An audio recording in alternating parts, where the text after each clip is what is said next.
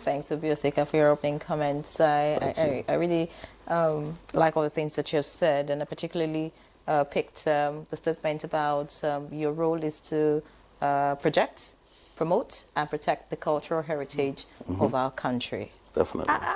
I'm thinking, how exactly are you doing that in the light of, present realities, social media, Definitely. technology, AI, and all that, and everything that's happening? Oh, thank you so much for this question. I'm so happy to hear that. We have a program, a platform that we're trying to, hopefully be live in the fourth quarter this year. It's called Origins. And Origins is simply about the fact that, when we think about Nigerians and who is a Nigerian and where's Nigeria and what is this place called Nigeria, and the platform, first of all, is going to be on blockchain, right? Because, when I was growing up, a lot of stuff we used to hear was that there was no history in Africa, or that there was no knowledge or no science or technology. And I grew up and I found out that all of these things started here. So it's not about there's no history here. Maybe there's been a loss of memory. Maybe there's been a loss of a lack of engagement. But actually, everything that we see, that we take for granted today, began somewhere around us here. And I think Origins is a platform to bring all of that together, to bring it to social. Like in terms of, when I say social, I mean conversation, right? Because our history, I think, is about communities and about conversation, about diaspora. And you think about the size of Nigerian diaspora, whether you think about it in context of the last 50 years and people who I call, our present diaspora, or the last 500 years, where you would understand that if they say 1 in 6 black people on the planet is Nigerian, you understand that in Brazil, in Cuba, in Haiti, in Venezuela, in Ecuador, in America, in Jamaica, there are people.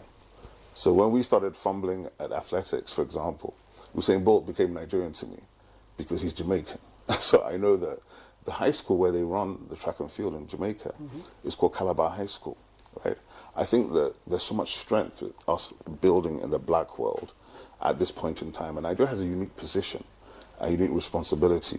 So when you think about the Nigerian soft power brand, Nigeria Everywhere, which is one of the things that has been approved at FEC, that the minister has gotten through, and that's going to be launched this year in a proactive manner with private sector partners. We think about Nigeria Everywhere as a brand. I've been to a couple of Nigeria Everywhere events, and I've seen Nigerians just celebrate Nigeria, which is not something we tend to do that often. And the thing about it is the talent and the content that sits within us is incredible. What we're trying to do is find the forms and the functions and the platforms to enable this stuff. Because once you can do that, the funny thing about Nigeria is we're unstoppable once we actually get onto a particular path. And one of those paths is to understand the power that lies within Nigerians. Because what makes this country quite different, I think, is not just the flora and the fauna. It's not just the savannah and the rainforest. It's the people. The people are different. The people are talented and they're everywhere. Not just in Nigeria, they're everywhere literally around the world. You see stuff. I think I was on Instagram this morning and I saw some African guy. In fact, I thought he was Igbo, to be fair. And he was in China, right? And he was talking about his manufacturing store in China. And I inboxed him immediately and I said, listen, where are you? Who are you? What's your name? Because you're making merchandise.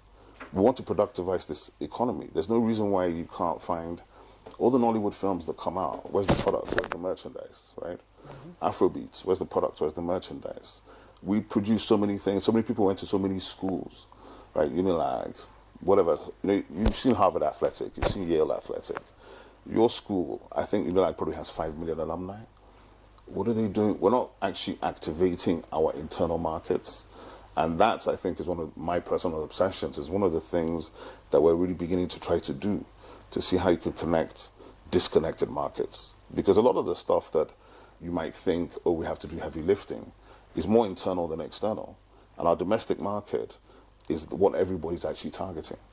So we need to work on our domestic market. It's great to have global wins, which obviously we do have. But I think in Nigeria, this is a sector that can provide jobs, provide opportunity, provide revenue, but you have to invest into it. You've got to put in to get out what you need to get.